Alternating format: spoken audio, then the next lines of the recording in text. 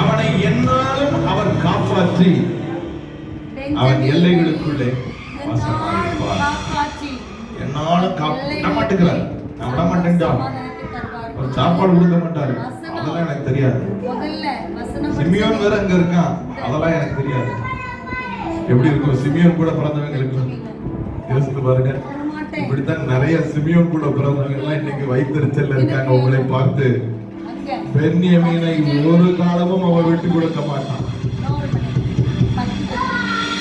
அவன் சொல்லுங்க, பென்யமீனை தாய் விட்டு கொடுத்தான், இந்த தகப்பன் விட்டு கொடுக்கவில்லை. அவன் சொல்லுங்க, பென்யமீனை சகோதரர்கள் கூட அடுத்து பாருங்க, அடுத்தது பஞ்சம் குடிதாயிட்டு ஒரு வழி இல்ல, சாப்பாட்டுக்கு வழி இல்லாத சூழ்நிலை போய் ரூபன் சொல்றான், தயவு செய்து அனுப்புங்க, நான் பொறுப்பு, எப்படியும் பெஞ்சமினை திரும்ப கூட்டிட்டு வந்துடுவேன். அப்பா சொல்றேன், சிமியோன் மாதிரி திரும்ப இவனே ஆகிட்டீங்கன்னா நான் கேரண்டி தரேன். சப்போஸ் அவனை நான் திரும்ப கூட்டு வரேன்னா என் பிள்ளைங்க ரெண்டையும் நீங்க கொண்டுருங்க. எப்படி சொல்றாங்க? சரி அனுப்பி வச்சுட்டாரு. அனுப்பி வச்சா பெஞ்சமினோட போறாங்க. பார்த்த உடனே தாங்களை அடக்க முடியல அழுகை. நான் சொல்லுகிறேன், உங்களுக்கே தெரியாத உங்களுடைய விலை, உங்களுக்கே தெரியாத உங்களுடைய மதிப்பு, உங்களுக்கே தெரியாத நீங்க அந்த நேசருடைய மனசுல ஏற்படுத்துகிற உங்களுக்கு தெரியாது. அவன் அவர்களை பார்த்து அடக்க முடியாமல் உங்களை நேசிக்கிற ஒரு தகப்பன் என்பது உங்களுக்கு தெரியாது.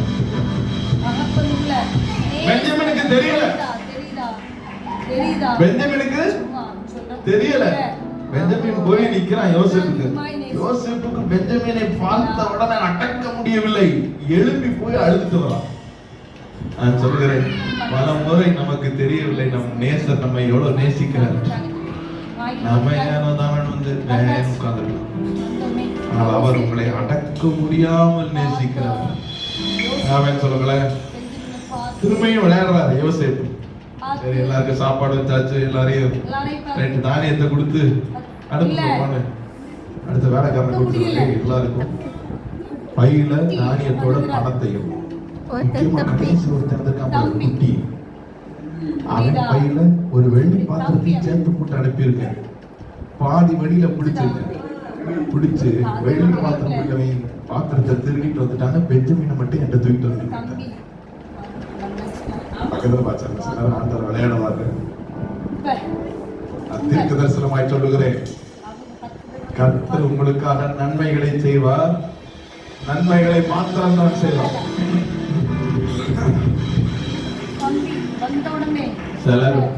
சிலர் அவர் கிட்ட இழுக்கணும்னு நினைச்சாரு, வெள்ளி பாத்திரத்தை பையில போட்டா தூக்கிட்டு வந்துருவாரு. அவன் சாதாரணமா கூடும்போது வரல, வெள்ளி பாத்திரத்தை பையில போட்டு நீ எனக்கு வேண்டாம் அவ்வளவுதான் முடிவா தூக்கிட்டு வருவார் அவங்கள. அவன் சொல்லுங்க, நடுங்கி அலறி வர்றாங்க. ஐயோ என்னடா திருடன்ட்டாங்க, வெள்ளி பாத்திரத்தை போன தடவை பணம் தான், இந்த வெள்ளி பாத்திரத்தை தூக்கிட்டு வந்துட்டாங்களே.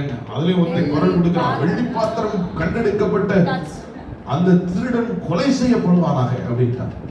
கலப்பை ஆனந்தர்ல பைபிள் பேர் எழுதி எப்படி அங்க தகப்பன் என்ன டயலாக்லாம் விட்டு வந்தான். பெஞ்சமின் வர்றானா என் பிள்ளைய கொண்டு சொல்லிட்டு வந்தான். கடைசியில ஒவ்வொரு பையா திறந்து பார்த்தா பெஞ்சமின் பையில வெள்ளி பாத்திரம் இருக்கு. திரும்ப யோசேப்பு கூட்டு போறாங்க. யோசேப்பு, சரிப்பா நீங்க எல்லாம் போங்க, வெள்ளி பாத்திரம் கண்டுபிடிக்கப்பட்ட மட்டும் எனக்கு என் கூட இருக்கட்டும். அலறாங்க. ஐயோ எங்க அப்பா வயசான காலத்துல அவரால் இருக்குன்னு ஏற்கனவே சொன்னாரு, நான் அனுப்ப மாட்டேன்னு. நாங்கெல்லாம் சத்தியம்லாம் பண்ணி கொண்டு வந்தோம். அதுல எப்படிப்பட்ட வார்த்தை சொல்றாங்க பாருங்க, நாங்க அவரை கூட்டு வர மாட்டோம், நீங்க தான் கூட்டு வாங்க. எங்க அப்பாட்ட சொன்னா எங்க அப்பா விட மாட்டேன்னாரு. 27 வசனத்துல நான் வாசிக்கிறேன், நீங்க ஆதியாகமம் 44. அப்பொழுது உம்முடைய அடியானாகிய என் தகப்பனார் என் மனைவி எனக்கு 2 பிள்ளைகளை பெற்றார், அவர்களில் ஒருவன் என்னிடத்திலிருந்து போய்விட்டான்.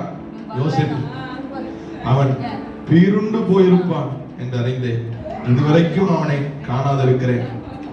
அவர் ஏக்கத்தை சொல்றாரு.